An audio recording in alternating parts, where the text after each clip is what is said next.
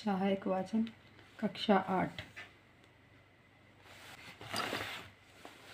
पाठ 1 अध्याय 1 पाषाण काल से ताम्र पाषाण काल तक। हम इसके प्रश्न उत्तर देखेंगे। पहला वाला प्रश्न है, पाषाण युग किसे माना जाता है? इसका उत्तर आपको यहीं इसी पाठ में मिलेगा। इसका उत्तर यहाँ पर है, इस प्रकार लिखा हुआ है, ये दिख रहा है। पाषाण युग वह युग है जब मनुष्य पत्थरों के औजार बनाकर हिंसक जानवरों से अपनी रक्षा करने वाला आदि मानव दिखाई पड़ता था।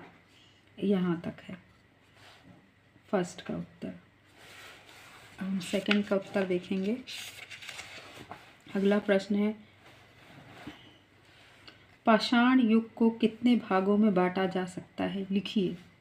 उसका उत्तर यहाँ पर है।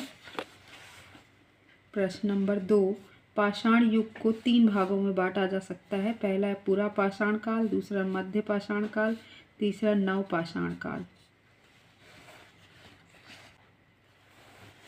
प्रश्न नंबर 3, पाषाण युग का मानव किस प्रकार का जीवन जीता था?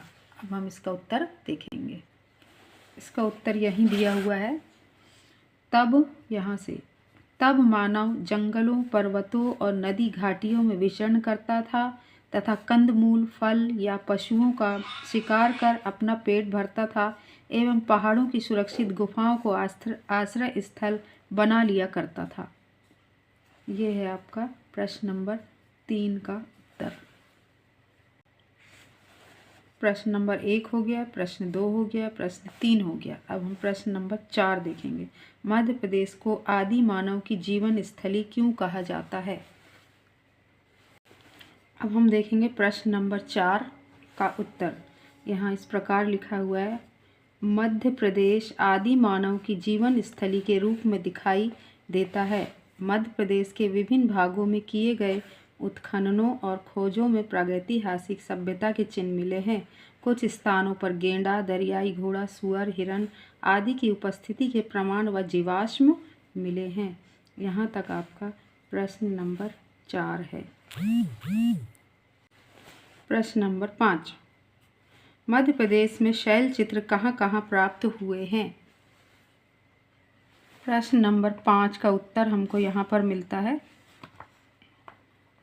पचमढ़ी, होशंगाबाद, सागर, छिंदवाड़ा, छतरपुर, पन्ना, ग्वालियर, सीहोर, रायसेन, विदिशा, गुना, रीवा, मंदसौर, शिवपुरी में देखा जा सकता है। भीमबेटका तथा जावरा के चित्र समूह विश्व के सबसे बड़े चित्र समूह हैं। ये आपका प्रश्न नंबर 5 का उत्तर है। प्रश्न नंबर 6, नव पाषाण काल में मानव किस प्रकार प्रगति के पथ पर अग्रसर हुआ? समझाइए। इसका उत्तर हमें यही मिलता है।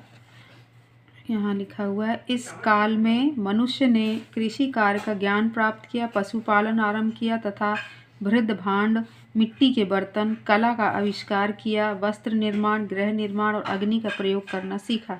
इस प्रकार नव पाषाण युग में वर्तमान सभ्यता के अनेक अंगों का बीजारोपण हुआ। ये आपके प्रश्न नंबर 6वें का उत्तर है।